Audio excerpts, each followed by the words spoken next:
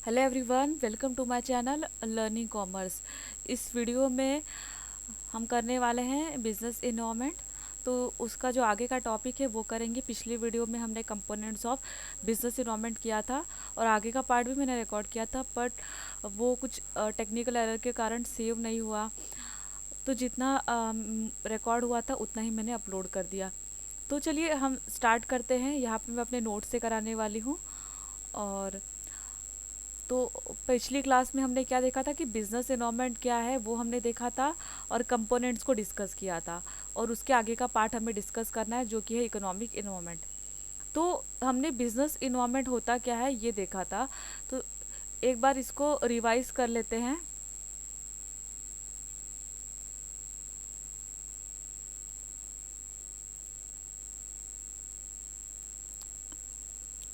तो देखिए business environment में हमने क्या देखा था कि इसके अंदर अलग अलग जैसे कि इसको क्लासीफाई किया गया है। इसके अंदर भी अलग अलग पार्ट है, जैसे कि इंटरनल इन्वायरमेंट है और एक्सटर्नल इन्वायरमेंट है। जो आपका इंटरनल इन्वायरमेंट होता है उसको बिजनेसमैन कंट्रोल कर लेता है कुछ हद तक। इंटरनल इन्वायरमेंट जो होता है उसको मॉडिफाई कर सकता है, जो कि विद इन द ऑर्गेनाइजेशन होता है। ठीक है। और एक इन्वायरमेंट होता है जो कि एक्सटर्नल होता है, जो कि आउटसाइड द ऑर्गेनाइजेशन होता है और बिजनेसमैन उसको कंट्रोल नहीं कर पाता है और बिजनेसमैन के कंट्रोल के बाहर होता है और वो बिजनेस की फंक्शनिंग को अफेक्ट करता है। तो वही यहाँ पे पूरा दिया गया है, जितना भी एक्सप्लेन किया गया है सभी में यही बात बताई गई है कि जो बिजनेस इन्वायरमेंट होता है इसके अंदर एक्सटर्नल फोर्सेस होते हैं, फैक्टर्स होते हैं या इंस्टीट्यूशन होते हैं जो कि बिजनेस के कंट्रोल के बाहर होते हैं और वो बिजनेस की फंक्शनिंग को अफेक्ट करते हैं। बिजनेस की डिसीजन मेकिंग, जो बिजनेस का डिसीजन होता है उसको भी कहीं ना कहीं अफेक्ट करते हैं। अब इसके अंदर भी हमने देखा था कि बिजनेस इन्वायरमेंट को आगे क्लासिफाई किया है इंटरनल और एक्सटर्नल इन्वायरमेंट में। ये हमने पिछली क्लास में देखा था। एक्सटर्नल इन्वायरमेंट को आगे माइक्रो इन्वायरमेंट में किया है और मैक्रो में किया है। तो जो आपका इंटरनल इन्वायरमेंट रहता है ये क्या होता है, इनसाइड दी ऑर्गेनाइजेशन होता है और यहाँ पे ये भी कहीं ना कहीं अफेक्ट करता है। ठीक है। और उसके बाद यहाँ पे इस इंटरनल इन्वायरमेंट को कुछ हद तक मॉडिफाई किया जा सकता है। अब इसके अंदर क्या क्या चीज़ें आती हैं, तो वैल्यू सिस्टम आता है, mission and objective, organisation structure, corporate culture, quality of human resources, labour union, physical resources and technological capabilities. ये हमने देखा था। एक बार इसको रिवाइज करा देती हूँ। और उसके बाद इसमें हमने देखा था कस्टमर कॉम्पिटिटर। माइक्रो इन्वायरमेंट में हमने क्या देखा था, कस्टमर कॉम्पिटिटर, सप्लायर और इंटरमीडियरीज। और मैक्रो इन्वायरमेंट में हमने क्या देखा था, हमारा इसमें पेस्टल आ जाता है। ओके। मतलब क्या है, पॉलिटिकल आपका हो गया, legal, economic, technological, global, socio cultural, demographic, natural, ये सारे इन्वायरमेंट होते हैं जो कि क्या होते हैं, आउटसाइड द ऑर्गेनाइजेशन होते हैं और बिजनेस की फंक्शनिंग को अफेक्ट करते हैं। तो इसके अंदर माइक्रो है, माइक्रो क्या होता है, छोटे लेवल पे, और मैक्रो बड़े लेवल पे। तो इसी तरीके से हम यहाँ पे इसको रिवाइज कर लेते हैं। तो इंटरनल इन्वायरमेंट के कंपोनेंट्स में हमने क्या क्या देखा है, यहाँ पे ये डिस्कस कर रहे हैं हम, मतलब रिवाइज कर रहे हैं। ठीक है। पिछली क्लास में हमने किया था, यहाँ पे बस हम इसको रिवाइज कर रहे हैं। तो देखिए वैल्यू सिस्टम में हमने क्या देखा था कि वैल्यू सिस्टम में वो सारे कंपोनेंट होते हैं जो कि रेगुलेटरी फ्रेमवर्क का पार्ट होते हैं। जैसे कि वैल्यू सिस्टम में क्या क्या होता है, कल्चर होता है, क्लाइमेट होता है, किस तरीके से काम होता है ऑर्गेनाइजेशन में, तो वर्क प्रोसेस होता है, मैनेजमेंट की प्रैक्टिसेस, बिलीव्स, नॉर्म्स, ये सारी चीज़ें आ जाती है। और जो भी एम्प्लॉयज़ होते हैं उनको इसी रेगुलेटरी फ्रेमवर्क के अंदर ही रह के काम करना होता है। फिर हमने देखा था विजन, मिशन, ऑब्जेक्टिव। तो विजन जो होता है वो फ्यूचर के बारे में बताता है। मिशन जो होता है वो कंपनी का बिजनेस क्या है और कंपनी क्या काम करती है। ठीक है। और कंपनी का मतलब कंपनी के एग्जिस्टेंस का रीज़न क्या है। ऑब्जेक्टिव्स हमने देखा था कि अल्टीमेट एम क्या है, कंपनी क्या करना चाहती है। तो ये सारी चीज़ें हमने देखी थी। ऑर्गेनाइजेशन का स्ट्रक्चर देखा था। ऑर्गेनाइजेशन का स्ट्रक्चर बहुत ज़रूरी होता है। अगर आपका जो गोल है कंपनी का उसको अचीव करने में ऑर्गेनाइजेशन का स्ट्रक्चर बहुत ज़्यादा महत्वपूर्ण रोल अदा करता है। अगर हम बात करें तो इसके अंदर काफ़ी सारी चीज़ें आती है और ऑर्गेनाइजेशन स्ट्रक्चर जो है वो कॉम्प्लेक्स नहीं होना चाहिए। ठीक है। अगर कॉम्प्लेक्स होगा तो डिसीजन मेकिंग में आपका टाइम लग सकता है। और उसके बाद हमने क्या देखा था कि कॉर्पोरेट कल्चर होता है और हर एक एम्प्लॉई है और जो भी मैनेजर है वो इसी कल्चर के अकॉर्डिंगली ही क्या करता है, बिहेव करता है। इस कल्चर के अकॉर्डिंग ही उनकी वैल्यूज़ होती है, बिलीव्स होती है, वो बिहेव करते हैं ऑर्गेनाइजेशन में। फिर हमने क्या देखा था, ह्यूमन रिसोर्स। तो हर एक ऑर्गेनाइजेशन में जो मोस्ट वैल्यूएबल एसेट्स होती है वो क्या होती है, ह्यूमन रिसोर्स होती है। और किसी भी ऑर्गेनाइजेशन का सक्सेस फेलियर ह्यूमन रिसोर्स के ऊपर ही डिपेंड होता है। फिजिकल रिसोर्सेज काफ़ी इंपॉर्टेंट होती है ऑर्गेनाइजेशन में, ठीक है। जो भी टेंजेबल एसेट्स होते हैं वो काफ़ी इंपॉर्टेंट होते हैं। इसके साथ साथ टेक्नोलॉजिकल कैपेबिलिटी ही सबसे अलग करती है, ठीक है, कॉम्पिटिटर से अलग करती है। तो ये सारी चीज़ें देखी थी। तो इंटरनल इन्वायरमेंट कहीं ना कहीं डायरेक्टली इम्पैक्ट करता है, ठीक है। एग्जाम में क्वेश्चन पूछा जा सकता है। तो इंटरनल इन्वायरमेंट के जो फैक्टर होते हैं डायरेक्टली इम्पैक्ट करते हैं फर्म को, और इनको भी हम अल्टर और मॉडिफाई कर सकते हैं, मतलब अल्टर कर सकते हैं नीड और सिचुएशन के हिसाब से। अब एक्सटर्नल इन्वायरमेंट की बात करें तो इसको आगे हमने देखा था माइक्रो और माइक्रो। तो माइक्रो को ऑपरेटिंग इन्वायरमेंट भी कहा जाता है, ये भी हमने देखा था। इसके अंदर आपके आएंगे CCSI, इस तरीके से याद कर लो, कस्टमर, कॉम्पिटिटर, सप्लायर, इंटरमीडियरीज। ये चार चार को तो अच्छे से याद रख लो। कस्टमर, देखिए माइक्रो है तो ये आपका ऑपरेटिंग इन्वायरमेंट है, और ये भी कहीं ना कहीं इसके जो एलिमेंट होते हैं ये भी डायरेक्टली अफेक्ट करते हैं कंपनी को। अब इसके अंदर कस्टमर आ जाते हैं। तो कस्टमर क्या चाहते हैं, कस्टमर की एक्सपेक्टेशन क्या है, उनकी रिक्वायरमेंट क्या है, ये सब कुछ पता होना चाहिए। उसके हिसाब से ही मार्केट का डिसीजन लेना है। कस्टमर को सेटिस्फाई करना ज़्यादा ज़रूरी होता है, ठीक है। तो ये माइक्रो इन्वायरमेंट के अंदर आ जाएगा आपका कस्टमर। कॉम्पिटिटर्स के बारे में पता होना चाहिए बिजनेसमैन को कि कॉम्पिटिटर की प्राइसेस क्या है, प्रोडक्ट किस तरीके का वो ऑफर कर रहे हैं, प्रमोशन किस तरीके से कर रहे हैं, डिस्ट्रीब्यूशन और। तो ये सारी चीज़ें पता होनी चाहिए कॉम्पिटिटर्स की। तो जो आपका माइक्रो इन्वायरमेंट होता है ये क्या करता है, डायरेक्टली अफेक्ट करता है कंपनी को। तो ये बात आपको ध्यान में रखना कि कस्टमर भी कहीं ना कहीं डायरेक्टली अफेक्ट करेंगे, कॉम्पिटिटर्स, सप्लायर, इंटरमीडियरीज। और आपका जो एक्सटर्नल इन्वायरमेंट होता है आपको पता है ये अनकंट्रोलेबल है, ये बात याद रखना, ठीक है। आप ये इसको हम कंट्रोल नहीं कर सकते, इसके बारे में कुछ प्रिडिक्ट भी नहीं कर सकते, क्योंकि ये कंपनी के बाहर का इन्वायरमेंट होता है। अब हम सप्लायर के साथ मतलब सप्लायर देख लेते हैं कि यहाँ पे क्या दिया है। सप्लायर के साथ यहाँ पे अच्छे रिलेशन बना के रखने हैं, और एक से ज़्यादा सप्लायर के साथ रिलेशन बना के रखने। कभी भी एक ही सप्लायर के ऊपर डिपेंड नहीं होना है, क्योंकि अगर एक ही सप्लायर के ऊपर हम डिपेंड होते हैं तो हो सकता है कि वो आगे रॉ मटेरियल देने से मना कर दे, तो आगे की फंक्शनिंग रुक सकती है, ठीक है। तो ये भी हमने देखा था। और ज़्यादा भी मतलब ज़्यादा भी हमें रॉ मटेरियल इकट्ठा करके नहीं रखना है, नहीं तो इन्वेंट्री की कॉस्ट बढ़ जाती है। उसके बाद मार्केट इंटरमीडियरीज भी हमने देखा था कि इंटरमीडियरीज जोड़ने का काम करते हैं। जो भी हमारे फर्म के प्रोडक्ट होते हैं उसको फाइनल कंज्यूमर तक पहुंचाने का काम करते हैं। तो ये यहाँ पे याद रखना, माइक्रो के अंदर आपको सीट 2 बार आ रहा है, फिर सप्लायर है, फिर इंटरमीडियरी से। तो कस्टमर, कॉम्पिटिटर, सप्लाई, इंटरमीडियरी आपका माइक्रो के अंदर आ रहा है, ठीक है, MICRO। अब माइक्रो क्या है, ये बड़े लेवल पे है, तो इसमें ज़्यादा लार्जर सोसाइटल फैक्टर्स आते हैं, और इसको जनरल इन्वायरमेंट भी कहा जाता है। एग्जाम में क्वेश्चन आता है इसके ऊपर। तो इसके अंदर डेमोग्राफिक इन्वायरमेंट आता है। तो डेमोग्राफी किससे रिलेटेड होता है, ह्यूमन पॉपुलेशन से रिलेटेड होता है, कि पॉपुलेशन में रहने वाले लोग, मतलब उनके एजुकेशन लेवल क्या है, एज क्या है, ऑक्यूपेशन क्या है, इनकम स्टेटस, ये सारी चीज़ों के बारे में डेटा होना चाहिए बिजनेसमैन को, क्योंकि बिजनेसमैन इन्हीं लोग से तो डील करेगा। अगर इनके बारे में जानकारी पता है तो डिसीजन लेने में आगे हेल्प होगी। इकोनॉमिक इन्वायरमेंट में आपके बहुत सारे फैक्टर्स आ जाते हैं। इकोनॉमिक इन्वायरमेंट तो कहे तो काफ़ी वास्ट होता है, इसके अंदर काफ़ी सारी चीज़ें आती है, पर आपके सिलेबस में हमें करना है इकोनॉमिक सिस्टम, इकोनॉमिक पॉलिसी, ये 2 टॉपिक करने हैं। तो यहाँ पे देखिए और भी काफ़ी चीज़ें आती है, जैसे इकोनॉमी का स्ट्रक्चर क्या है, इकोनॉमी का नेचर क्या है, कौन सा स्टेज पे है इकोनॉमी का डेवलपमेंट, और इकोनॉमी के अंदर रिसोर्सेज क्या क्या है, लेवल ऑफ इनकम क्या है, डिस्ट्रीब्यूशन किस तरीके से हो रहा है इनकम और एसेट्स का, ग्लोबल इकोनॉमी के साथ लिंकेज कैसी है, इकोनॉमिक पॉलिसी। तो ये सारी चीज़ें इकोनॉमिक इन्वायरमेंट में आती है। और आज का जो हमारा मेन जो आगे का पढ़ना है अपने नोट्स में से, वो इकोनॉमिक इन्वायरमेंट पढ़ना है। टेक्नोलॉजिकल इन्वायरमेंट तो आपको पता ही है कि टेक्नोलॉजिकल चेंजेस आजकल बहुत ज़्यादा हो रहे हैं, और हर एक बिजनेसमैन को उसको अडॉप्ट करना चाहिए ताकि वो पीछे ना रह जाए, ठीक है। नए नए मेथड्स ऑफ प्रोडक्शन आ रहे हैं, quality of goods day by day increase, quality of goods जो होती है डे बाय डे इंक्रीज हो जा रही है। तो क्वालिटी का भी ध्यान देना है, साथ ही साथ प्रोडक्टिविटी का भी ध्यान देना है, पैकिंग का भी ध्यान देना है। अब सोशियो कल्चर इन्वायरमेंट भी काफ़ी ज़रूरी होता है, ठीक है। इसके अंदर आपका सोशियो और कल्चर, मतलब सोसाइटी और कल्चर से मिला के बना है ये। सोसाइटी का मतलब होता है जो लार्ज ग्रुप ऑफ पीपल जो एक साथ रहते हैं, ठीक है, सेम जोग्राफिकल एरिया में। कल्चर में अलग अलग चीज़ें आती हैं, जैसे कि मतलब बोल सकते हैं कि इसमें शेयर वैल्यू होती है ग्रुप ऑफ पीपल की। जैसे एक ग्रुप ऑफ पीपल है तो उसके अंदर रहने वाले हर एक लोगों का अलग अलग आइडिया होगा, अलग अलग आर्ट्स होंगे, साइंस, मतलब अलग अलग चीज़ें होंगी। कोई भी एक जो रहता है इंसान, वो दूसरे इंसान से काफ़ी अलग होता है, क्योंकि उनकी वैल्यूज़ अलग अलग होती है, उनकी नॉलेज अलग अलग होती है, स्किल्स अलग अलग होती है, ओके, बिलीव्स अलग अलग होती है, कस्टम्स अलग अलग होते हैं, ट्रेडिशंस अलग अलग होते हैं। ठीक है, तो ये कल्चर के अंदर ये सारी चीज़ें आती है। ठीक है, और कल्चर कहाँ से आता है, तो ये डिराइव होता है आइडिया, आर्ट, ये सब कुछ से। अब कल्चर जो होता है वो पास कहाँ से होता है, एक जनरेशन से दूसरे जनरेशन में, जैसे फैमिली, स्कूल, कॉलेजेस के थ्रू। और पॉलिटिकल इन्वायरमेंट के बारे में हमने क्या देखा था कि जितना स्टेबल हो उतना अच्छा होता है।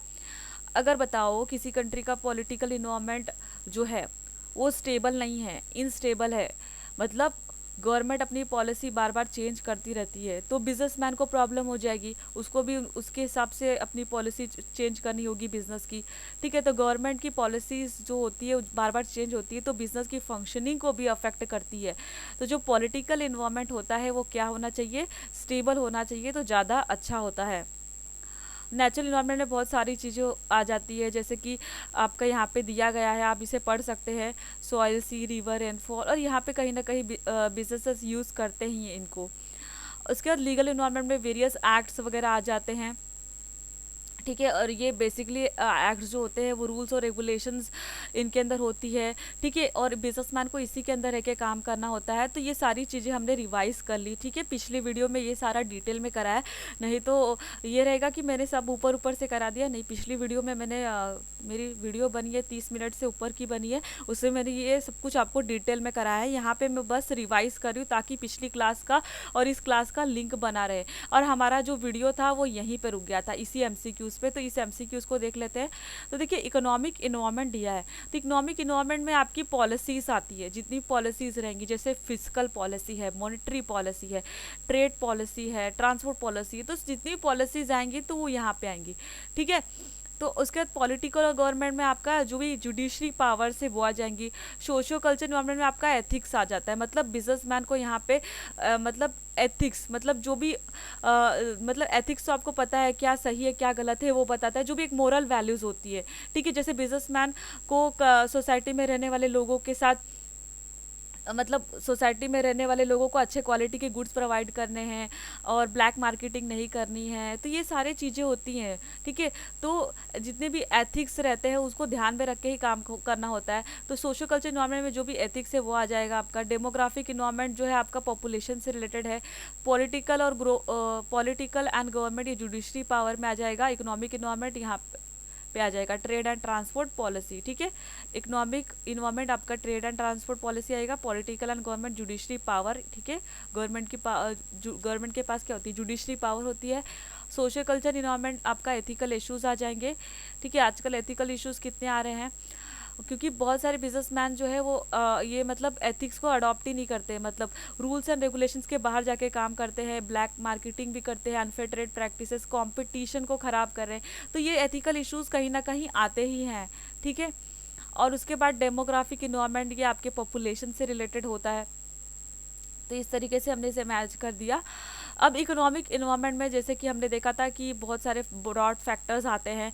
ठीक है, तो ये हमने पिछले मतलब आगे पढ़ा था पेज पे, और यहाँ से हम स्टार्ट करते हैं। इकोनॉमिक इन्वायरमेंट में आपके जैसे कि बात करें, बहुत सारे फैक्टर्स आते हैं जो कि बिजनेस की फंक्शनिंग को अफेक्ट करते हैं। क्योंकि इकोनॉमिक इन्वायरमेंट आपने कहाँ पे पढ़ा है, इकोनॉमिक इन्वायरमेंट आप किस में पढ़ रहे हो, मैक्रो में।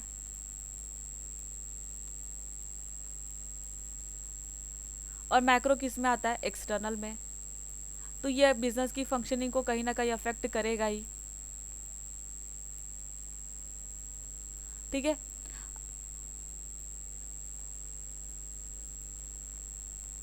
अब यहाँ पे ध्यान देने वाली बात यह है कि इसके अंदर क्या क्या चीज़ें आती है। तो इकोनॉमिक सिस्टम आ जाता है, 3 टाइप के सिस्टम जैसे कि बताए गए हैं इसमें, कैपिटलिज्म, सोशलिज्म, मिक्स इकोनॉमी, तो वो हम इस वीडियो में कवर करेंगे। इकोनॉमिक पॉलिसीज़ है आपकी, monetary and physical policy, industrial policies है, ट्रेड साइकिल्स है।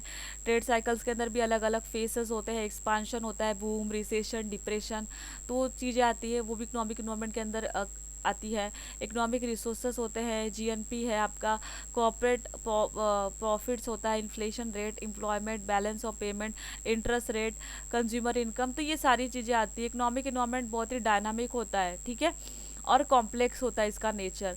अब अगर हम बात करें कि जो बिजनेस फर्म होती है वो ज़्यादातर इंटरेक्ट किससे करती है, इकोनॉमिक इन्वायरमेंट से ही करती है।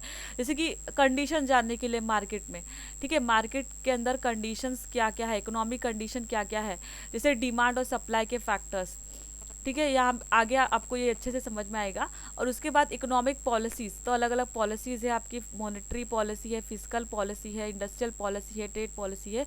तो मैंने आपको बोला था इकोनॉमिक पॉलिसी है, तो ये सारी पॉलिसीज़ आ जाएंगी इसके अंदर। तो इसके हमने एमसीक्यूज भी किए थे। अब इकोनॉमिक सिस्टम जो होता है वो कहीं ना कहीं अफेक्ट करता है बिजनेस की ग्रोथ को, ठीक है। अब हर एक कंट्री के अंदर अलग अलग इकोनॉमिक सिस्टम होता है। अब इसके अंदर भी आपका आता है कैपिटलिज्म, सोशलिज्म, मिक्स इकोनॉमी। अब बिजनेस को डिपेंड होना होता है इन्हीं इन्वायरमेंट के ऊपर अपने इनपुट के लिए, ठीक है। इनपुट्स यहीं से वो लेते हैं, जो भी इनका बोल सकते हैं इनपुट्स में, यहाँ पे जो भी प्रोडक्शन के लिए इनपुट्स लेने होते हैं वो यहीं से लेते हैं, and also for the market, और वही प्रोडक्ट बना के जब मार्केट में ये सेल करते हैं, और यहाँ पे किसी तरीके का चेंज आ जाए तो ये एडवर्सली बिजनेस को अफेक्ट करते हैं। तो ये इकोनॉमिक सिस्टम को आपको पढ़ना ज़रूरी है। अब इकोनॉमिक सिस्टम क्या है ये आपको आज इस वीडियो में इतना अच्छे से समझ में आ जाएगा कि कोई भी एमसीक्यूज जो है वो आप लगा पाओगे। तो मेरी कोशिश यही रहेगी कि आपको टॉपिक अच्छे से करा सको, और मेन मुझे वीडियो बनाना था इसी के ऊपर, इकोनॉमिक सिस्टम के ऊपर। तो जो पिछली क्लास थी उसको मैंने रिवाइज कर दिया, और यहाँ पे हम स्टार्ट करते हैं अपनी वीडियो को। तो देखिए कैपिटलिज्म, ठीक है, वर्ड क्या है, कैपिटलिज्म। तो कैपिटलिज्म से आपको क्या समझना है, यहाँ पे कौन लोग आएंगे, प्राइवेट इंडिविजुअल्स। कौन आएंगे आपके, प्राइवेट, ठीक है, प्राइवेट इंडिविजुअल्स आएंगे। और जो प्राइवेट इंडिविजुअल्स होते हैं, ठीक है, वो क्या कमाना चाहते हैं, प्रॉफिट कमाना चाहते हैं। वो क्या कमाना चाहते हैं, प्रॉफिट कमाना चाहते हैं। उनका मेन मकसद क्या होता है कि प्रॉफिट कमाए, और वो प्रॉफिट कमाने के लिए जो भी वो गुड्स एंड सर्विसेज बेच रहे हैं या गुड्स बेच रहे हैं उसकी क्वालिटी में वो इम्प्रूवमेंट लाने की कोशिश करते हैं, इसके लिए इनोवेशंस भी करते हैं। तो यहाँ पे प्रॉफिट कमाना यहाँ पे मेन मकसद होता है प्राइवेट लोगों का, ठीक है, प्राइवेट इंडिविजुअल्स का या प्राइवेट कंपनीज का, ठीक है। प्राइवेट बस याद रखना कैपिटलिज्म से कि इसमें कौन रहते हैं, प्राइवेट इंडिविजुअल्स। मैं एकदम सिंपल लैंग्वेज में समझाने की कोशिश कर रही हूँ। अब देखिए यहाँ पे, और गवर्नमेंट जो यहाँ पे होती है, यहाँ पे गवर्नमेंट जो होती है वो बहुत ही कम इंटरवेंशन करती है यहाँ पे, ठीक है। गवर्नमेंट जो होती है अपना इंटरवेंशन बहुत ही कम करती है।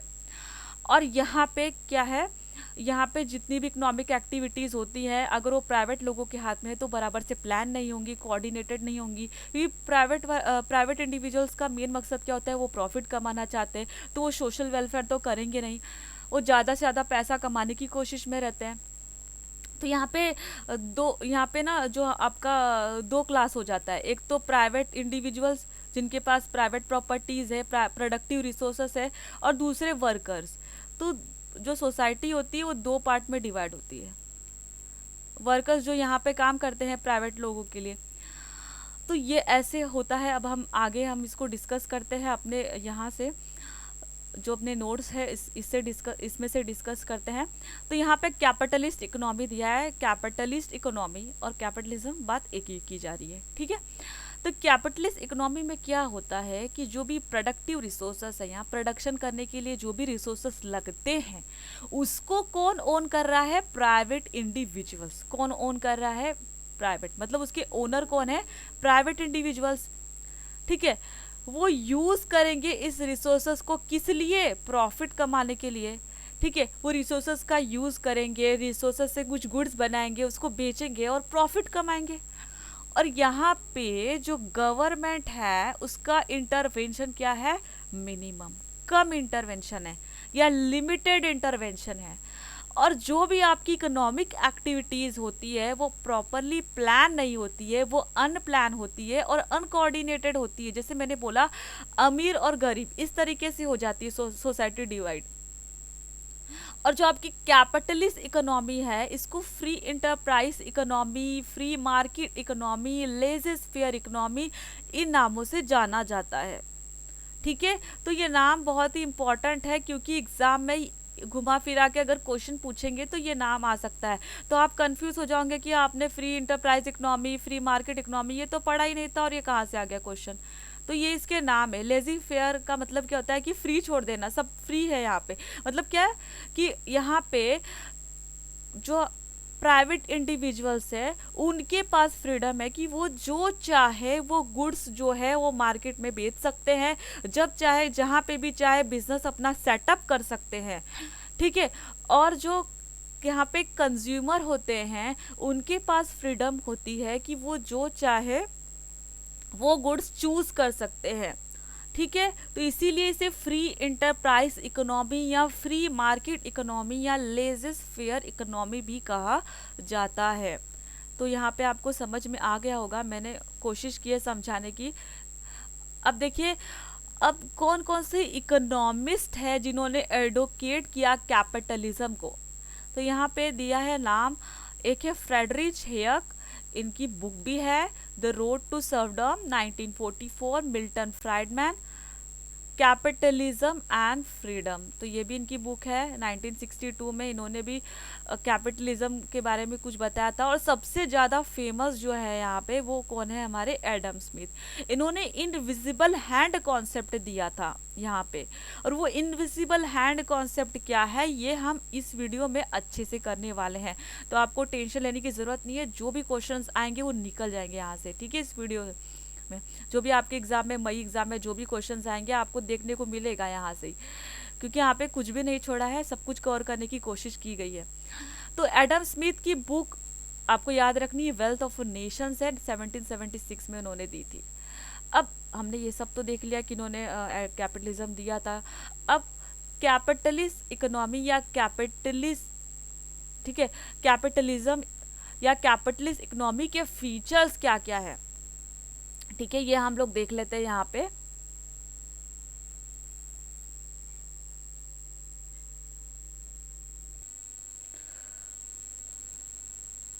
तो यहाँ पे फीचर्स क्या क्या है वो हम देख लेते हैं। जैसे कि मैंने बात की थी, यहाँ पे फ्रीडम होती है, ठीक है। मतलब यहाँ पे इंडिविजुअल जो है वो फ्री होते हैं कि वो जहाँ चाहे अपना बिजनेस सेटअप कर सकते हैं और जो भी गुड्स एंड सर्विसेज वो चाहते हैं वो प्रोवाइड कर सकते हैं। कंज्यूमर के पास भी फ्रीडम होती है कि वो जो चाहे वो गुड्स चूज़ कर सकते हैं। गवर्नमेंट की इंटरवेंशन यहाँ पे बहुत ही कम होती है, ठीक है। और यहाँ पे देख लेते हैं, गवर्नमेंट इंटरवेंशन यहाँ पे लिमिटेड होती है to the protection of the private property and provision of public good. तो यहाँ पे गवर्नमेंट अपना बहुत ही कम रोल, यहाँ पे गवर्नमेंट का काफ़ी कम रोल होता है, ठीक है। और फाइनेंस सेक्टर की बात करें तो कैपिटलिज्म है यहाँ पे, ठीक है, प्राइवेट इंडिविजुअल्स है, तो उनको क्या रिक्वायरमेंट होगी, एक develop banking and financial system की, जहाँ वो मतलब इनको रिक्वायरमेंट की होगी develop banking and financial system की, ताकि ये जो बैंकिंग और फाइनेंशियल सिस्टम है ये इन्हें लोन दे सके, किसे, प्राइवेट लोगों को, ठीक है। लोन के लिए इनको डेवलप बैंकिंग और फाइनेंशियल सिस्टम की आवश्यकता होती है, ठीक है, ताकि इनको लोन प्रोवाइड कर सके और आगे की इनकी एक्टिविटी जो है वो अच्छे से चल सके, जो भी प्रोडक्शन से रिलेटेड है। और उसके बाद प्रॉफिट मोटिव, तो मैंने बात की थी कि यहाँ पे प्रॉफिट कमाना ही मेन मकसद होता है कैपिटलिज्म में। तो यहाँ पे ये देखा गया है, is seen as important for enabling an efficient distribution of resources, encourage innovation and responsive market. तो यहाँ पे इनोवेशन को बढ़ावा दिया जाता है। अब देखिए, इनोवेशन करेंगे, प्रोडक्ट के अंदर ज़्यादा से ज़्यादा फीचर लाएंगे, क्वालिटी को इम्प्रूव करेंगे, तो ज़्यादा से ज़्यादा वो उसका प्राइस रख सकते हैं, ज़्यादा प्राइस रखेंगे, ठीक है, और प्रॉफिट ज़्यादा से ज़्यादा कमाने की कोशिश करेंगे। और उसकी कॉस्ट मतलब उनके लिए, जो प्राइवेट लोग हैं उनके लिए कॉस्ट कम आनी चाहिए और ज़्यादा से ज़्यादा प्रॉफिट मार्जिन हो। तो ये सारी चीज़ें होती है यहाँ पे।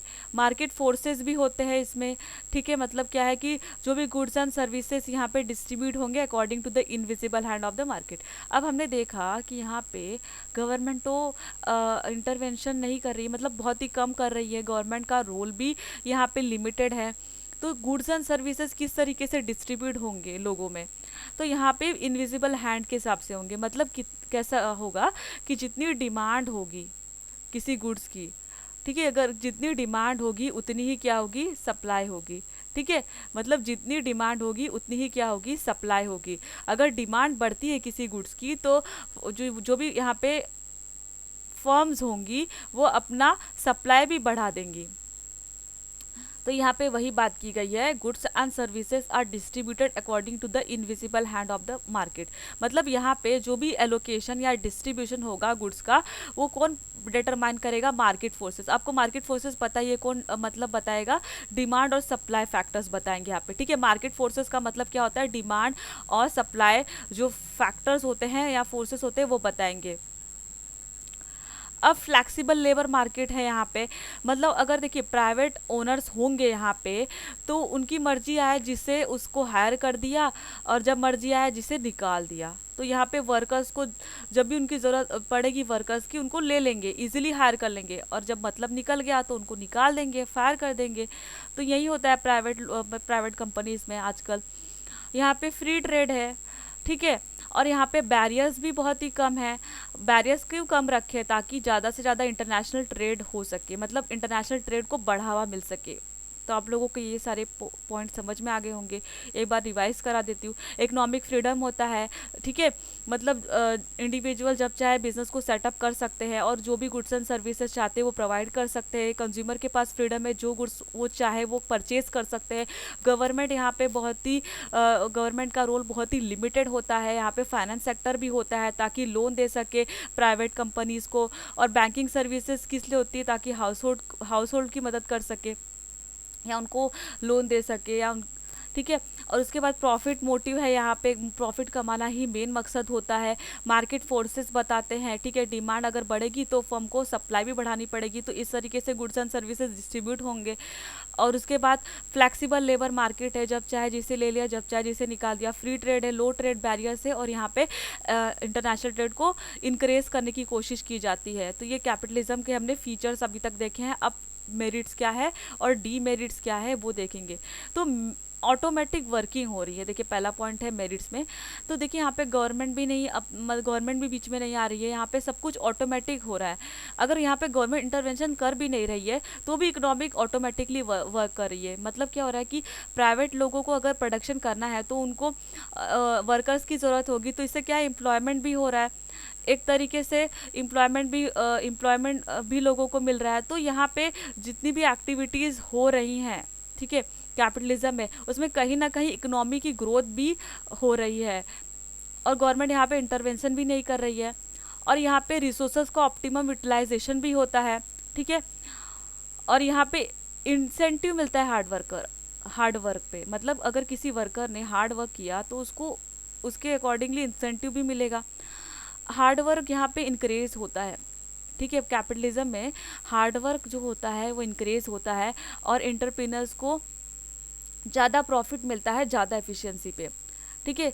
मतलब अब आपने देखा ही होगा जो भी प्राइवेट कंपनीज होंगी, ठीक है, वो इंकरेज करती है हार्ड वर्क को, जो जितना हार्ड वर्क करता है उसको उसी के हिसाब से मिलता है। अब यहाँ पे इकोनॉमी का एक तरीके से प्रोग्रेस हो रहा है क्योंकि प्रोडक्शन और प्रोडक्टिविटी लेवल जो होता है काफ़ी हाई होता है, क्योंकि यहाँ पे कौन है? प्राइवेट ओनर्स हैं, ठीक है। और यहाँ पे प्रोडक्शन ज़्यादा होने की वजह से आगे इंटरनेशनल ट्रेड भी हम देख रहे थे कि वहाँ पे भी इंक्रेज किया जाता है बैरियर्स को कम करके। तो एक तरीके से इकोनॉमी का अच्छे से प्रोग्रेस यहाँ पे हो रहा है। कंज्यूमर के पास सर्विजिनिटी है, मतलब कंज्यूमर जो चाहे वो प्रोडक्ट को चूज़ कर सकता है। कंज्यूमर को अगर कोई प्रोडक्ट नहीं पसंद आ रहा है, कंज्यूमर की नीड नहीं सेटिस्फाई हो रही है, तो वो दूसरा प्रोडक्ट ले सकता है, ठीक है। उसके पास चॉइस करने के लिए बहुत सारे ऑप्शंस हैं। Higher rate of capital formation, यहाँ पे सेविंग को भी बढ़ावा दिया जा रहा है, साथ ही साथ जो भी सेविंग को बढ़ावा दिया जा रहा है, ठीक है। यहाँ पे सेविंग ज़्यादा इंक्रीज करने की कोशिश की जा रही है और साथ ही साथ आगे उसका इन्वेस्टमेंट भी किया जा रहा है, जिससे higher rate of capital formation हो रहा है। डेवलपमेंट ऑफ न्यू टेक्नोलॉजी, अब देखिए प्रॉफिट कमाने का मेन एम होता है प्राइवेट इंडिविजुअल्स का, तो इसके लिए वो टेक्नोलॉजी में भी काफ़ी चेंजेस लेके आते हैं। तो हमने देखा था कि producer invest on new technology and produce quality goods, तो ये हमने देखा था। तो ये सारे फ़ायदे हैं कैपिटलिज्म की। एक तो ऑटोमेटिक वर्किंग हो रही है, एफिशिएंट यूज़ हो रहा है रिसोर्सेज का, हार्ड वर्क करने पे इंसेंटिव्स भी मिल रहे हैं एंटरप्रेन्योर्स को, इकोनॉमी की प्रोग्रेस भी हो रही है एक तरीके से, कंज्यूमर के पास फ्रीडम है, वो जो चाहे गुड्स पर चूज़ कर सकते हैं और कैपिटल फॉर्मेशन भी ज़्यादा हो रहा है, ठीक है। उसके बाद जो भी सेविंग्स होती है यहाँ पे वो आगे इन्वेस्टमेंट कर दी जाती है और अच्छे से मतलब हायर रेट से कैपिटल फॉर्मेशन हो रहा है और न्यू टेक्नोलॉजी का डेवलपमेंट हो रहा है। अब देखिए किसी चीज़ के फ़ायदे होते हैं तो नुकसान भी होते हैं। अब डीमेरिट्स क्या है? अब देखिए concentration of a wealth and income. अब देखिए यहाँ पे जो कॉन्सेंट्रेशन है मतलब इकट्ठा होना इनकम का, वो किसके हाथ में हो रहा है? कुछ लोगों के हाथ में हो रहा है। कैपिटलिज्म में जो ज़्यादातर कमाई का हिस्सा है वो प्राइवेट ओनर्स के पास है। तो यहाँ पे ना मतलब यहाँ पे मैंने जैसे बात की थी, एक तो प्राइवेट लोग हो गए, दूसरे वर्कर हो गए, मतलब अमीर और गरीब ये दो क्लास बन जाते हैं। ठीक है, सॉरी, एक तो प्राइवेट हो गए, दूसरे वर्कर, दो क्लास में सोसाइटी जो है वो डिवाइड हो जाती है। और मतलब यहाँ पे क्या होती है, इनइक्वालिटीज बढ़ती है, मतलब अमीर जो है वो और अमीर होते जाते हैं, गरीब और गरीब होते जा रहे हैं यहाँ पे। ठीक है, क्योंकि यहाँ पे ज़्यादातर कॉन्सेंट्रेशन जो है इनकम का वो कुछ ही लोगों के पास है और इससे इनइक्वालिटीज़ बढ़ रही है। वेस्टेज होता है, हाँ कुछ हद तक होता भी है। ऑप्टिमम यूज़ तो करता ही है, साथ साथ कुछ कुछ वेस्टेज भी कर देते हैं, जैसे एडवर्टाइजिंग, किसी प्रोडक्ट की एडवर्टाइजिंग की ज़रूरत नहीं है तो भी करे जा रहे हैं, प्रोडक्ट का डुप्लीकेशन भी कर रहे हैं। तो ये सारे चीज़ें होती हैं जिससे कि बहुत सारे रिसोर्सेज जो होते हैं वेस्ट हो जाते हैं। क्लास स्ट्रगल होता है, मैंने आपको यही बताया था, कैपिटलिज्म से क्लास स्ट्रगल होता है, ये डिवाइड करता है सोसाइटी को। कैपिटलिस्ट एक प्राइवेट ओनर होते हैं, दूसरे वर्कर्स, तो दो तरीके से सोसाइटी को डिवाइड किया जा रहा है यहाँ पे। बिजनेस साइकिल्स होते हैं यहाँ पे, यस बिजनेस साइकिल्स आएंगे, फ्रीक्वेंट फ्लक्चुएशंस होगा यहाँ पे, क्योंकि यहाँ पे गवर्नमेंट इंटरवेंशन नहीं कर रही है तो बिजनेस साइकिल, ट्रेड साइकिल देखने को मिलेगा। ट्रेड साइकिल में भी आपके अलग अलग फेसेस जो होते हैं, एक्सपांशन, बूम, रिसेशन, डिप्रेशन, तो वो यहाँ पे फ्री मार्केट सिस्टम में देखने को मिलेगा। Frequent violent in economic fluctuation और क्राइसिस होते हैं यहाँ पे। Production of non essential good. अब देखिए यहाँ पे प्राइवेट ओनर्स है, वो प्रॉफिट कमाना चाहते हैं, अगर गुड्स हार्मफुल हुआ भी लोगों के लिए फिर भी वो उसे बनाएंगे। क्यों? क्योंकि उनको प्रॉफिट कमाना है। जैसे सिगरेट हो गया, तंबाकू हो गया, अल्कोहल हो गया, ये हार्मफुल गुड्स भी वो बनाएंगे। क्यों? इसमें उनको प्रॉफिट मिलेगा, तो यहाँ पे प्रोडक्शन भी होगा नॉन इसेंशियल गुड्स का। तो ये क्या है? डीमेरिट्स है। तो कॉन्सेंट्रेशन होना वेल्थ एंड इनकम का इन फ्यू हैंड्स, और इससे इनइक्वालिटी बढ़ती है, वेस्टेज होता है रिसोर्सेज का, क्लास स्ट्रगल हो रहे हैं यहाँ पे, बिजनेस साइकिल देखने को मिलते हैं, प्रोडक्शन होते हैं नॉन इसेंशियल गुड्स के। तो ये सब कुछ हमने देखा। अब देखिए आपके एग्ज़ाम में एक क्वेश्चन आ गया था, यही जो आपका अक्टूबर 17 को हुआ था पेपर 2020 में। तो उसमें ये क्वेश्चन आया था, who coined the metaphor invisible hand in the theory of a moral sentiments.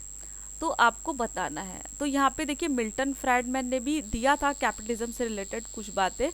David Ricardo का तो कहीं यहाँ पे कुछ भी लेना देना नहीं है, माइकल पोर्टर का भी नहीं है, एडम स्मिथ। अब देखिए इस क्वेश्चन का आंसर आपको यहाँ पे मिल जाएगा। ठीक है, अब यहाँ पे इनविजिबल हैंड हमने क्या देखा था कि यहाँ पे गवर्नमेंट इंटरवेंशन नहीं कर रही है, तो गुड्स एंड सर्विसेज का एलोकेशन कैसे होगा? तो मार्केट फोर्सेस के हिसाब से होगा। मार्केट फोर्सेस मतलब जितनी डिमांड होगी उतना ही सप्लाई करा दिया जाएगा। मतलब डिमांड, अगर किसी प्रोडक्ट कोई 100 गुड्स डिमांड हो रहे हैं तो 100 की सप्लाई भी हो जाएगी, इस तरीके से।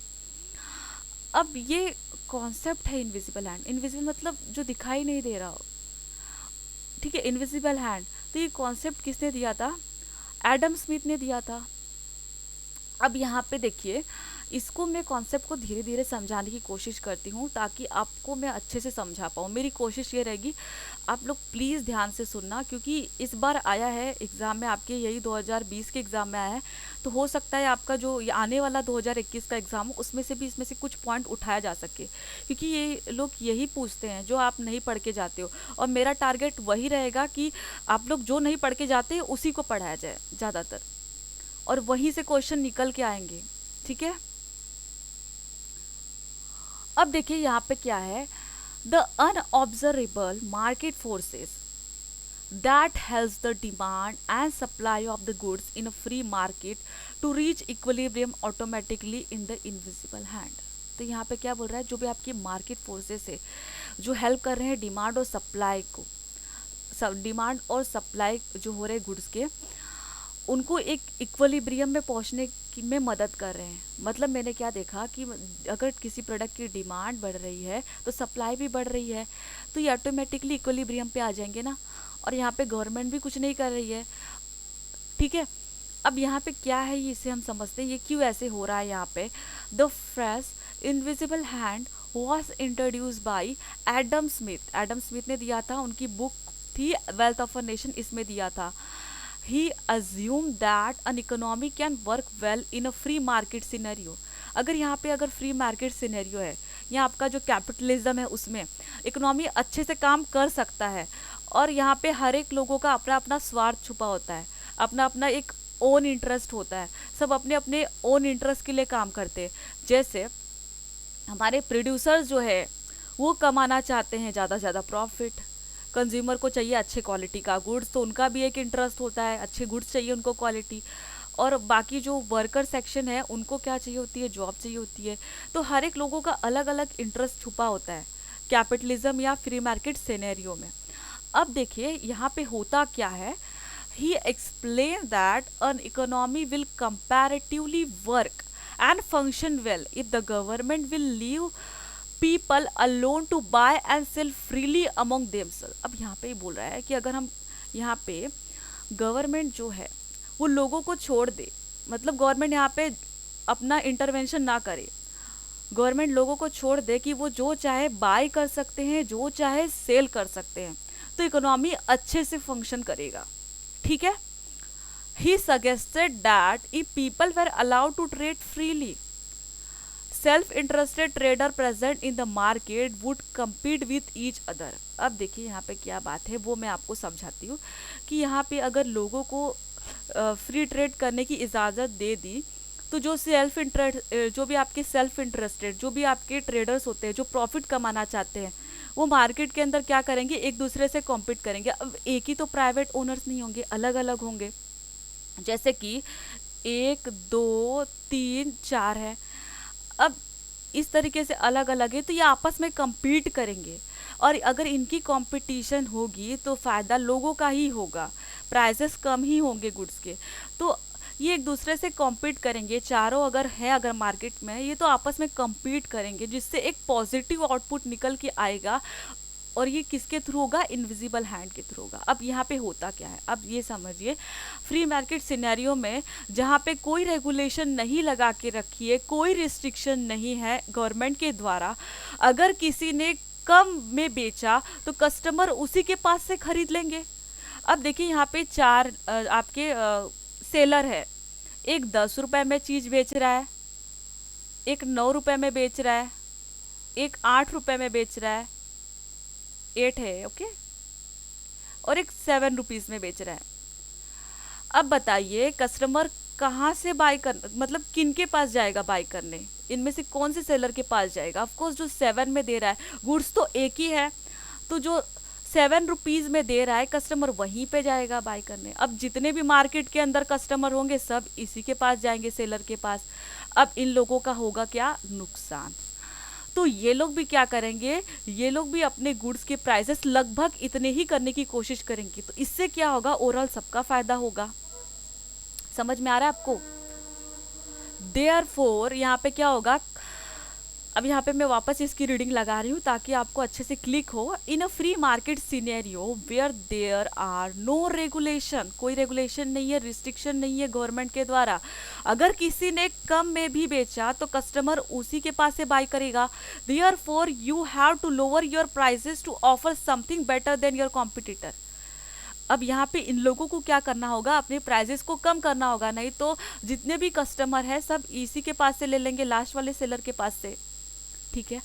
या तो ये अपने प्रोडक्ट के अंदर कुछ चेंजेस लाए या कुछ क्वालिटी बेहतर करे, ताकि इस मतलब ये वाले सेलर से इनका प्रोडक्ट अलग हो, ठीक है। तो यहाँ पे वही बात की गई है, देयरफॉर यू हैव, मतलब बाकी के जो सेलर्स हैं उनको लोअर करनी होंगी प्राइजेस, या कुछ बेटर ऑफर करना होगा कॉम्पिटिटर से।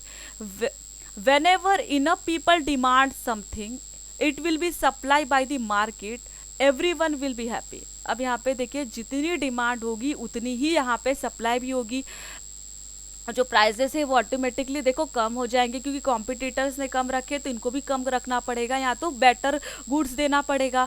तो इसमें सभी का फायदा होगा, कस्टमर को कम प्राइजेस में गुड्स मिलेंगे, क्वालिटी गुड्स मिलेंगे, और कंपटीशन भी है यहाँ पे ठीक ठाक, और इकोनॉमी की भी प्रोग्रेस होगी, और यहाँ पे इन लोगों का भी फायदा होगा, सेलर्स का, प्राइवेट इंडिविजुअल्स का। ठीक है, तो यहाँ पे अगर डिमांड बढ़ेगी तो सप्लाई भी बढ़ेगी। तो वही बात की गई है यहाँ पे, seller and up getting the price, seller को प्राइस तो मिल ही जाएंगे, और बायर को जो होगा वो अच्छे गुड्स मिल जाएंगे, जो प्राइजेस वो चाहते हैं उस पे वो उनको गुड्स मिल जाएंगे। इनविजिबल हैंड कॉन्सेप्ट ने क्या कहा, even without any observable intervention, यहाँ पे कोई ऑब्जर्व नहीं कर रहा है, गवर्नमेंट भी यहाँ पे देखने को नहीं आ रहा है, ठीक है, कोई भी यहाँ पे ऑब्जर्व नहीं कर रहा है, फिर भी इकोनॉमी अच्छे से वर्क कर रही है। लोगों को यहाँ पे अभी देखिए गुड्स बनाने के लिए भी लोगों को रखना होगा, तो यहाँ पे एम्प्लॉयमेंट भी होगी, और यहाँ पे अगर ज़्यादा से ज़्यादा प्रोडक्शन करेंगे, ठीक है, तो इंटरनेशनल ट्रेड भी आगे संभव हो पाएगा। तो ये सारी चीज़ें होंगी।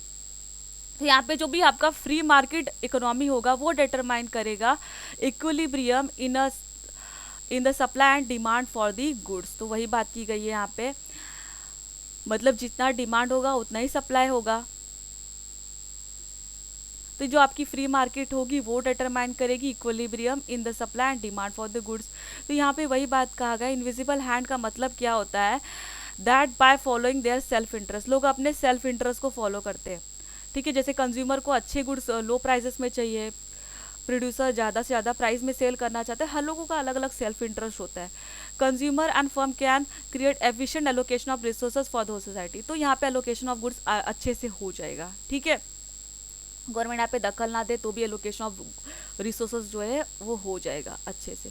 अब who coin the metaphor of invisible hand in theory of moral sentiment, तो जो आपके एडम स्मिथ थे उन्होंने बहुत सारी थियरी दी थी, उसमें से एक मोरल सेंटीमेंट की भी थियरी थी, बट आपको ध्यान में रखना इनविजिबल हैंड आपका मेन कॉन्सेप्ट है जो कि कैपिटलिज्म से रिलेटेड है। तो किन्होंने दिया था, ये एडम स्मिथ ने दिया था।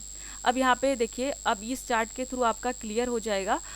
अब इनविजिबल हैंड में होता क्या है, profit seeking producer will make more, तो प्रॉफिट जो कमाना चाहते प्रोड्यूसर वो ज़्यादा से ज़्यादा क्या करेंगे, प्रॉफिट कमाने की कोशिश करेंगे, इसके लिए वो ज़्यादा प्रोडक्शन करेंगे।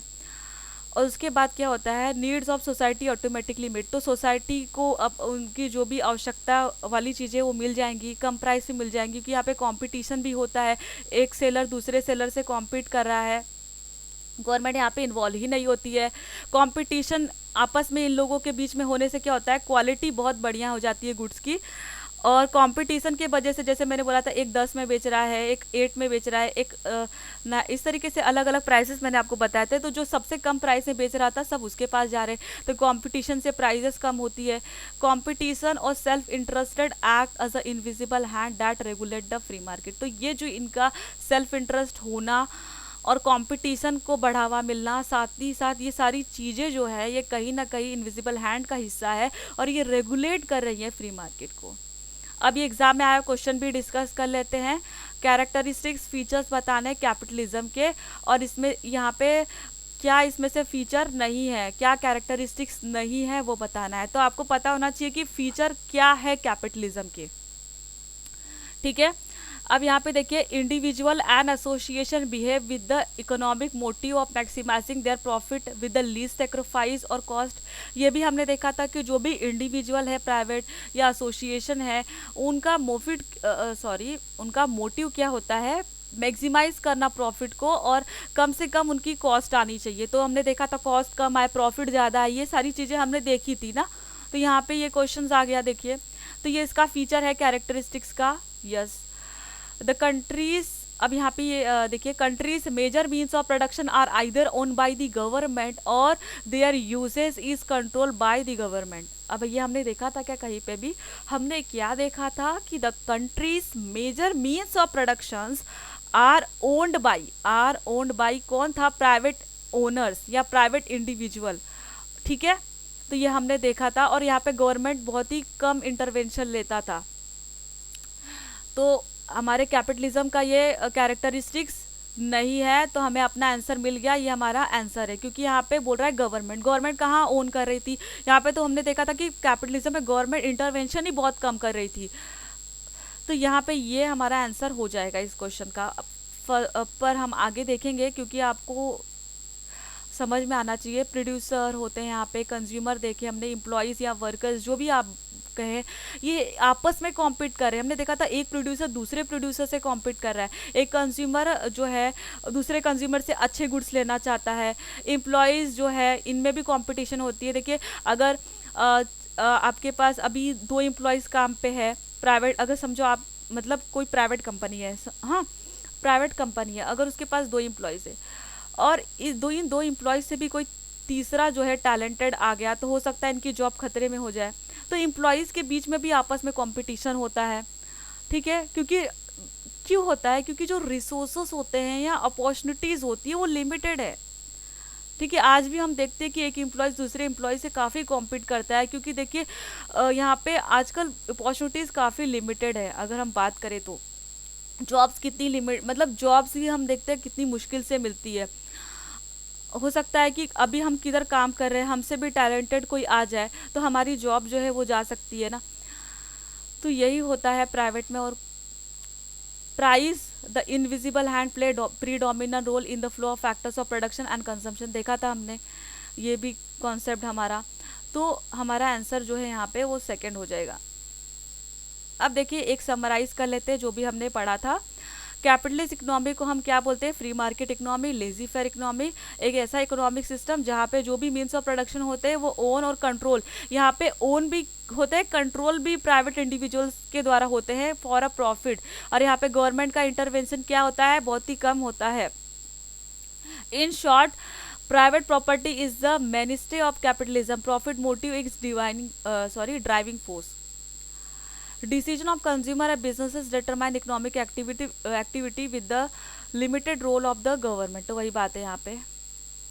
अब देखिए नेक्स्ट हमारा है सोशलिज्म, ठीक है, इसको भी हम करते हैं।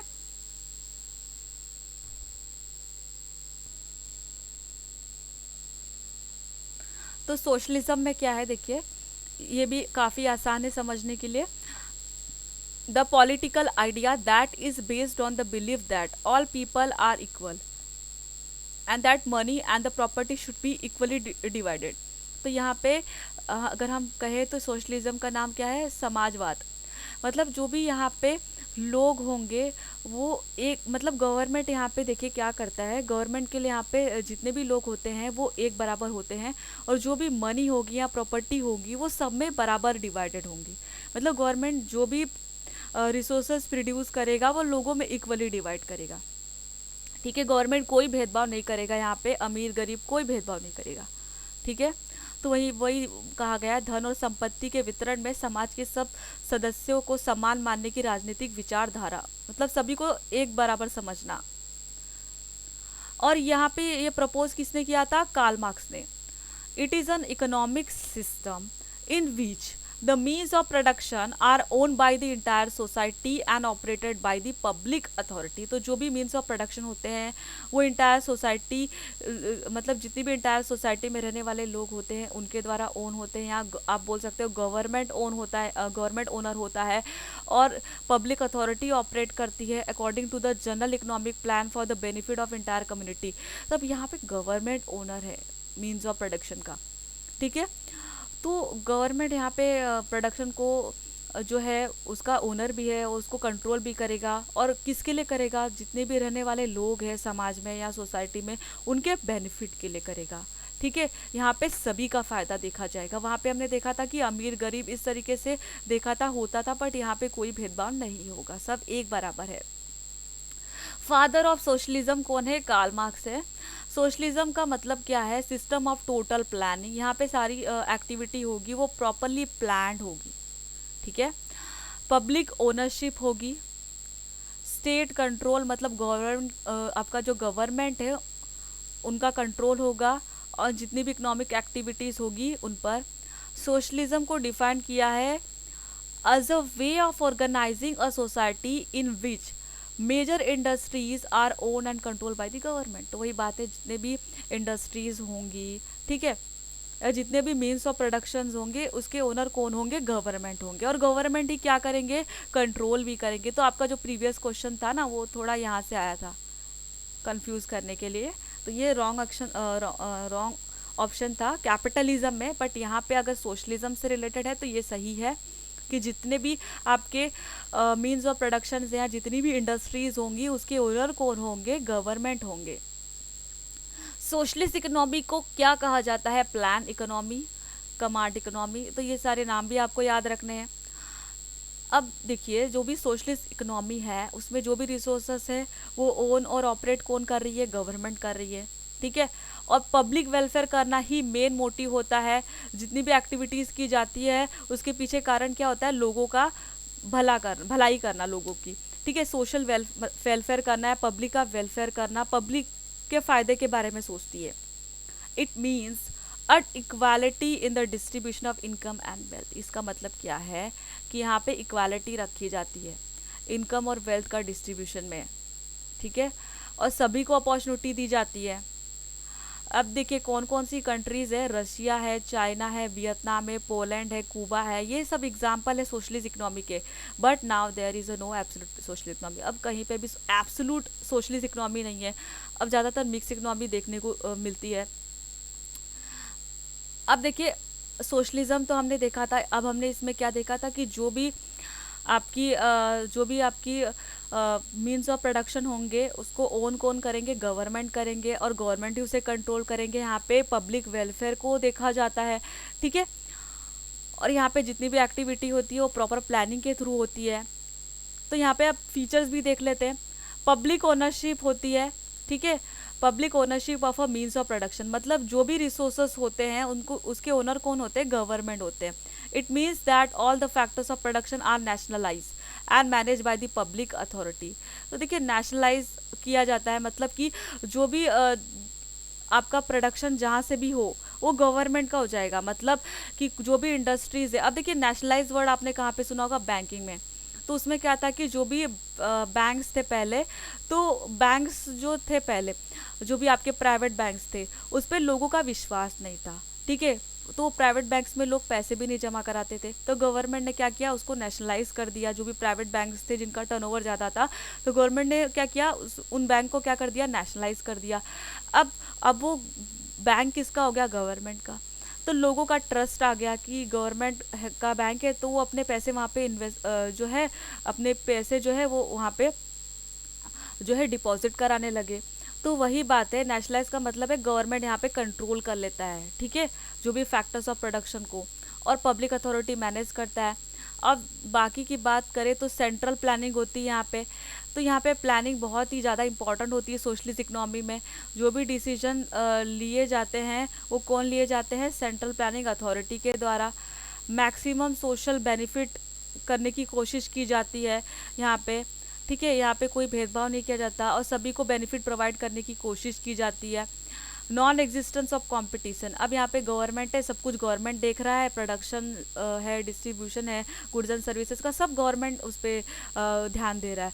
तो यहाँ पे कंपटीशन बिल्कुल भी नहीं होता, जबकि कैपिटलिज्म में देखा था वहाँ पे कंपटीशन होता है। अंडर द सोशलिस्ट इकोनॉमिक यहाँ पे कोई भी कंपटीशन नहीं होता, यहाँ पे क्या होता है, एब्सेंस ऑफ कंपटीशन। और यहाँ पे स्टेट का पूरा कंट्रोल होता है प्रोडक्शन और डिस्ट्रीब्यूशन पे, और कंज्यूमर के पास लिमिटेड चॉइस होती है। अब देखिए वहाँ पे कैपिटलिज्म में कंज्यूमर के पास चॉइस थी, पर यहाँ पे जो सोशलिज्म है यहाँ पे कंज्यूमर के पास चॉइसेस नहीं है, बहुत ही लिमिटेड चॉइसेस है। मतलब गवर्नमेंट जो भी प्रोडक्शन करवा रही है, जो भी गुड्स ऑफर कर रही है, वही उनको लेना पड़ेगा।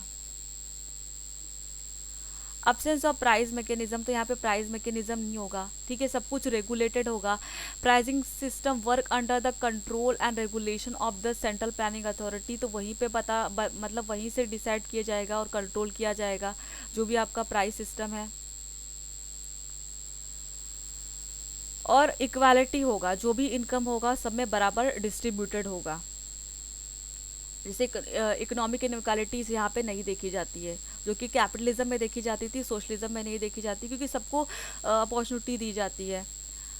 इक्वालिटी ऑफ अपॉर्चुनिटी, तो जैसे कि हमने देखा था सभी को अपॉर्चुनिटी दी गई है, जैसे कि फ्री हेल्थ की, एजुकेशन की, सभी को एजुकेशन दिया जाता है, प्रोफेशनल ट्रेनिंग, ठीक है। अब क्लासलेस सोसाइटी, तो यहाँ पे क्लासलेस सोसाइटी मतलब कोई कॉन्फ्लिक्ट नहीं होते, सबको एक बराबर समझा जाता है, तो आपस में कोई मतभेद भी नहीं होते हैं, ठीक है। It is to social economic it is a true socialist society everyone is equal as a far as economic status is concern. तो इकोनॉमिक स्टेटस के हिसाब से सब एक बराबर होते हैं यहाँ पे। ठीक है, तो एक बार हमने देख लेना है पॉइंट कि पब्लिक ओनरशिप होती है यहाँ पे, सेंट्रल प्लानिंग अथॉरिटी होती है यहाँ पे जो सारे के सारे डिसीजन लेती है, और मैक्सिमम सोशल बेनिफिट करने की कोशिश की जाती है, कंपटीशन नहीं होता है, प्राइस मैकेनिज्म नहीं होता है क्योंकि सब गवर्नमेंट डिसाइड करती है, इक्वालिटी ऑफ इनकम होता है, इक्वल अपॉर्चुनिटी होती है, क्लासलेस सोसाइटी होती है। अब मेरिट्स की बात करें, सोशलिज्म के क्या क्या फ़ायदे, ये तो यहाँ पे हमने देखा था इनइक्वालिटीज़ तो होती नहीं है, यहाँ पे सभी को अपॉर्चुनिटी दी जा रही है, सबको एक बराबर समझा जा रहा है। ठीक है, no one is allowed to own and use private property to exploit other, और यहाँ पे किसी को एक्सप्लॉइट करने की कोशिश नहीं की जाती है। ठीक है, रैशनल एलोकेशन ऑफ रिसोर्सेज, तो एलोकेशन ऑफ रिसोर्सेज यहाँ पे बराबर से किया जाता है लोगों में। ठीक है, एक प्लान तरीके से वेस्टेज कम करने की कोशिश की जाती है, और इन्वेस्टमेंट भी बराबर प्लान मतलब प्री प्लान मैनर में की जाती है, ताकि जो हम मतलब जिस प्रोजेक्ट पे लगाया जा रहा है वहाँ पे आगे चल के नुकसान ना हो, तो उसके लिए प्रॉपर प्लानिंग पहले से ही कर ली जाती है। एब्सेंस ऑफ क्लास कॉन्फ्लिक्ट, तो क्लास कॉन्फ्लिक्ट भी यहाँ पे नहीं होता है। ठीक है, क्योंकि यहाँ पे इनइक्वालिटीज मिनिमम की होती है, क्योंकि यहाँ पे जो है मतलब इस तरीके से नहीं कहा जाता है जैसे कि ये रिच है ये पुअर है, इस तरीके की क्लासेस नहीं बनाए जाते हैं, सोसाइटी को डिवाइड नहीं किया जा रहा है, सबको एक बराबर समझा जा रहा है। तो सोसाइटी जो फंक्शन करती है हारमोनियस मैनर में, सबको एक जैसा माना जा रहा है, तो सामंजस्यपूर्ण तरीके से यहाँ पे काम हो रहा है सोसाइटी में। एंड ऑफ ट्रेड साइकिल, तो यहाँ पे ट्रेड साइकिल्स नहीं आते, फ्लक्चुएशंस नहीं आते, क्योंकि यहाँ पे गवर्नमेंट सब कुछ ध्यान देती है, गवर्नमेंट कंट्रोल करती है प्रोडक्शन और डिस्ट्रीब्यूशन पे। और promote social welfare, of course social welfare यहाँ पे करना गवर्नमेंट का मोटिव होता है। तो हमने क्या क्या देखा मेरिट्स में, यहाँ पे आपका जो इनइक्वालिटी है उसको कम करने की कोशिश करती है, एलोकेशन करती है रैशनल तरीके से रिसोर्सेज का, अब्सेंस होता है class conflict, end of trade cycle, और प्रमोट सोशल वेलफेयर। अब डीमेरिट्स क्या है, अब देखिए यहाँ पे रेड टैपिज्म एंड ब्यूरोक्रेसी, एक तरीके से अगर हम बात करें यहाँ पे रेड टैपिज्म होता है और ब्यूरोक्रेसी, मतलब सब कुछ गवर्नमेंट के कंट्रोल में आ जाए तो क्या होगा, अगर आपको मतलब किसी को अप्रूवल की भी ज़रूरत होगी तो उसको बहुत ज़्यादा वेट करना पड़ेगा, क्योंकि देखिए फाइलें ट्रांसफ़र होती है एक टेबल से दूसरे टेबल पे और काफ़ी टाइम लगता है।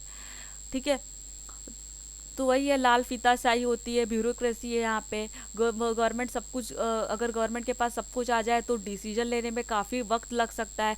अगर कोई चीज़ किसी चीज़ का डिसीजन लेना काफ़ी ज़रूरी है, पर यहाँ पे सब कुछ अगर गवर्नमेंट हैंडल करिए तो काफ़ी टाइम लग सकता है। ठीक है, अब्सेंस ऑफ इंसेंटिव, यहाँ पे इंसेंटिव्स नहीं दिया जाता। देखिए यही तो प्रॉब्लम है, अगर आप बात करें जो भी सोशलिज्म में, यहाँ पे बहुत ज़्यादा लिमिटेशन माना गया है, यहाँ पे इंसेंटिव नहीं दिया जाता। अगर किसी ने हार्ड वर्क कर भी दिया तो उसको उसके अकॉर्डिंगली कोई इंसेंटिव नहीं मिलता है उसकी एफिशिएंसी में, इसलिए यहाँ पे प्रोडक्टिविटी भी नहीं होती है। अब लोगों को लगता है कि हम इतनी मेहनत कर रहे हैं उसके बावजूद भी हमें इंसेंटिव नहीं मिल रहा है हमारे काम का, तो वो ज़्यादा प्रोडक्टिविटी नहीं रखते अपने काम में। लिमिटेड फ्रीडम ऑफ चॉइस, अब देखिए कंज्यूमर को जो भी गुड्स ऑफर किया जा रहा है, जो दिया जा रहा है गवर्नमेंट की तरफ से वही लेना होता है। गवर्नमेंट जो भी देगी वो गुड्स कंज्यूमर को लेना ही पड़ेगा। कंज्यूमर के पास जो है वो कोई भी किसी भी तरीके का फ्रीडम नहीं है कि वो जो चाहे वो गुड्स परचेज कर ले, यहाँ पे कोई भी फ्रीडम नहीं होता। तो consumer do not enjoy freedom of choice over the consumption of goods and services.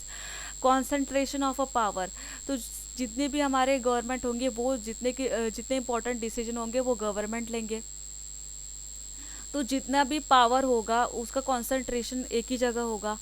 तो private take no initiative in making economic decision, has state is more powerful misuse, तो यहाँ पे पावर का मिसयूज भी हो सकता है। अगर किसी के मतलब सत्ता जो है किसी एक के हाथ में है तो कहीं ना कहीं मिसयूज भी हो सकता है। ठीक है ना, तो यहाँ पे कंसंट्रेशन होता है पावर का गवर्नमेंट के पास। अब बात करें तो ज़्यादातर कैपिटलिज्म भी नहीं अच्छा है, हमने देखा सोशलिज्म भी ज़्यादा रखना अच्छा नहीं है, तो उसके बीच का कुछ उपाय हो तो ज़्यादा बढ़िया हो। तो क्या है, मिक्स इकोनॉमी, जहाँ पे प्राइवेट लोग भी आते हैं, पब्लिक सेक्टर भी है, दोनों एक साथ काम करते हैं और इकोनॉमिक डेवलपमेंट करने की कोशिश करते हैं। तो इन मिक्स इकोनॉमी में क्या होता है, जो भी प्राइवेट है या पब्लिक सेक्टर है वो एक साथ आते हैं, काम करते हैं और इकोनॉमी का डेवलपमेंट करने की कोशिश करते हैं। मिक्स इकोनॉमी, हमारी इंडिया क्या है, हमारी इंडिया में कौन सा इकोनॉमिक सिस्टम है, हमारी इंडिया के अंदर मिक्स है। यहाँ पे पब्लिक सेक्टर भी दिखाई देते हैं, प्राइवेट सेक्टर भी दिखाई देते हैं, जो एक साथ काम करते हैं इकोनॉमिक डेवलपमेंट के लिए। तो it is a combination of both capitalism and socialism. तो ये दोनों का क्या है, कॉम्बिनेशन है मिक्स इकोनॉमी आपकी। तो यहाँ पे जो भी कमियां रह गई कैपिटलिज्म में, सोशलिज्म में, उसको ये पूरा करती है। अब यहाँ पे क्या है, इकोनॉमी में जो भी रिसोर्सेस होंगे उसके ओनर इंडिविजुअल भी होंगे और गवर्नमेंट भी होगी, मतलब प्राइवेट लोग भी होंगे और जो आपकी गवर्नमेंट है वो भी ओनर होगी। ठीक है, हमारी इंडिया इसका एग्जाम्पल है, इंग्लैंड है, फ्रांस है, ब्राज़ील है, ये एग्जाम्पल है मिक्स इकोनॉमी का। अब फीचर्स की बात करें, ownership of property and means of production. तो जो भी मीन्स ऑफ प्रोडक्शन है या प्रॉपर्टी है वो पब्लिक और प्राइवेट दोनों के हाथों में होती है। ठीक है, मतलब जो भी प्रोडक्शन की एक्टिविटीज़ हैं या जो भी प्रॉपर्टी के ओनर्स होते हैं वो प्राइवेट वाले भी होते हैं, पब्लिक वाले भी होते हैं। और प्राइवेट और पब्लिक जो है उनके पास राइट है, वो परचेज कर सकते हैं इनको और इसका यूज़ कर सकते हैं और ट्रांसफ़र, जब चाहे ट्रांसफ़र भी कर सकते हैं इन रिसोर्सेज का। ठीक है, अब दोनों एक साथ काम करते हैं तो यहाँ पे को एग्जिस्टेंस है पब्लिक और प्राइवेट सेक्टर का। अब मिक्स इकोनॉमी में दोनों आ जाते हैं आपके, प्राइवेट और पब्लिक सेक्टर। तो प्राइवेट इंडस्ट्रीज जो होती है वो बेसिकली क्या कमाना चाहती है, प्रॉफिट यहाँ पे। और पब्लिक सेक्टर जो है वो लोगों का वेलफेयर करना चाहते हैं। तो दोनों का अपना अपना एम है। ठीक है, दोनों अपने अपने अपने अपने एम के लिए काम करते हैं। जैसे कि प्रॉफिट कमाना मेन मकसद है प्राइवेट लोगों का, तो वो अपना वो काम करते हैं। और पब्लिक सेक्टर जो है वो लोगों का वेलफेयर करना चाहते हैं, सोशल वेलफेयर करना चाहते हैं। और जो भी इकोनॉमिक प्लानिंग होगी, ठीक है, वो कौन करेगा, सेंट्रल प्लानिंग अथॉरिटी करेगी। इकोनॉमिक के जो भी प्लान्स वो बनाएगी। National plans are drawn by the government, both private public sector abide. मतलब जो भी प्लान्स बनाए जाएंगे उनको दोनों को फॉलो करना होगा, चाहे वो प्राइवेट हो चाहे वो पब्लिक सेक्टर हो। In general all sectors of economy function according to the objective, priority and target laid down the plan। तो जो भी प्लान में दिए गए हैं ऑब्जेक्टिव्स, प्रियोरिटीज, टारगेट, उसके हिसाब से जितने भी सेक्टर्स है उनको काम करने होंगे। ठीक है, जितने भी सेक्टर्स हैं उनको इकोनॉमी में जो भी वो काम कर रहे हैं इसी के प्लान के हिसाब से करने होंगे। सोल्यूशन टू इकोनॉमिक प्रॉब्लम्स, तो जो भी इकोनॉमी के अंदर प्रॉब्लम्स होती है, जैसे कि व्हाट टू प्रोड्यूस है, हाउ टू प्रोड्यूस है, हुम टू प्रोड्यूस है, हाउ टू डिस्ट्रीब्यूट है, ये सब कुछ सॉल्व हो जाता है। ठीक है, यहाँ पे प्राइस मैकेनिज्म भी है आपका, as well as state intervention भी है। ठीक है, दोनों है, गवर्नमेंट यहाँ पे इंटरवेंशन भी करती है, आपके डिमांड और सप्लाई फोर्सेस भी है यहाँ पे प्राइस मैकेनिज्म में। अब फ्रीडम भी है और साथ ही साथ कंट्रोल भी है यहाँ पे। मतलब प्राइवेट लोगों के पास फ्रीडम है, वो जो चाहे वो गुड्स बना सकते हैं, जो चाहे गुड्स प्रोड्यूस कर सकते हैं, डिस्ट्रीब्यूट कर सकते हैं। ठीक है, ये प्राइवेट लोगों के पास फ्रीडम है। और सेम गवर्नमेंट के पास भी फ्रीडम है कि जो भी इकोनॉमिक एक्टिविटीज़ है उनको कंट्रोल करे। ठीक है, the overall control on the economic activity rest with the government. तो ये हमने देखा था, एक बार रिवाइज कर लेते हैं क्या क्या पॉइंट्स हमने देखे अभी तक। तो फीचर्स में हमने क्या देखा कि जो भी आपकी मतलब जो भी ओनर्स होते हैं प्रॉपर्टी के, वो कौन होते हैं, पब्लिक और प्राइवेट दोनों होते हैं। और जो मीन्स ऑफ प्रोडक्शन होते हैं उसके भी ओनर कौन होते हैं, पब्लिक प्राइवेट होते हैं। तो दोनों एक साथ काम करते हैं। ठीक है, और इकोनॉमिक प्लानिंग भी यहाँ पे होती है और यहाँ पे बहुत सारे इकोनॉमिक प्रॉब्लम का सोल्यूशन होता है। फ्रीडम भी है, साथ ही साथ कंट्रोल भी है। और मेरिट्स की तरफ देख लेते हैं हम, तो यहाँ पे इकोनॉमी का एक तरीके से ग्रोथ होता है। The best advantage of mix economy is that it promote rapid economic growth. तो यहाँ पे एक फ़ायदा क्या है यहाँ पे मिक्स इकोनॉमी का, तो यहाँ पे इकोनॉमिक ग्रोथ होता है। Both public requirement and private needs are, यहाँ पे दोनों की नीड्स को ध्यान में दिया जाता है। मतलब प्राइवेट लोग हैं उनकी भी नीड्स को ध्यान में रखा जाता है, पब्लिक की रिक्वायरमेंट्स है उसको भी ध्यान में रखा जा रहा है। बैलेंस इकोनॉमिक ग्रोथ हो रहा है, ना कम ना ज़्यादा। ठीक है, बैलेंस इकोनॉमिक ग्रोथ हो रहा है। तो जो आपका मिक्स इकोनॉमी है यहाँ पे प्रमोट क्या होता है, balance growth of the economy. यहाँ पे बैलेंस ग्रोथ होता है बिटवीन एग्रीकल्चर और इंडस्ट्री के बीच में, कंज्यूमर गुड्स और कैपिटल गुड्स के बीच में, रूरल और अर्बन में। तो यहाँ पे दोनों के बीच में क्या होता है, बैलेंस ग्रोथ होता है। ठीक है, ना कहीं कम ना कहीं ज़्यादा। प्रॉपर यूटिलाइजेशन होते हैं रिसोर्सेज का मिक्स इकोनॉमी के अंदर। गवर्नमेंट इंश्योर करती है कि प्रॉपर यूटिलाइजेशन हो जाए रिसोर्सेज का, और गवर्नमेंट कंट्रोल करती है बहुत सारी इंपॉर्टेंट एक्टिविटी। ठीक है, और इकोनॉमिक इक्वालिटीज़ यहाँ पे ज़्यादातर होती है, क्योंकि देखिए यहाँ पे क्या होता है कि गवर्नमेंट प्रोग्रेसिव टैक्स रेट जो है वो लगाती है। ठीक है, मतलब इनकम टैक्स लगाती है, तो जिससे क्या होता है जो अमीर है, जो ज़्यादा पैसा कमाते हैं, उनको ज़्यादा टैक्स देना पड़ेगा। और उन टैक्स का यूज़ किस लिए करती है गवर्नमेंट, लोगों के लिए, लोगों मतलब उनके लिए एक्सपेंडिचर करती है, जैसे सोशल वेलफेयर कर रही है या इंफ्रास्ट्रक्चर कर रही है, डैम्स के प्रोजेक्ट है या रोड है, ट्रांसपोर्ट है, जो भी अलग अलग एक्टिविटीज़ गवर्नमेंट करती है एक्सपेंडिचर जिस पे, तो वो कहाँ से आते हैं, जो गवर्नमेंट टैक्स कलेक्ट करती है वहाँ से। तो यहाँ पे इकोनॉमिक इक्वालिटी करने की कोशिश की जाती है।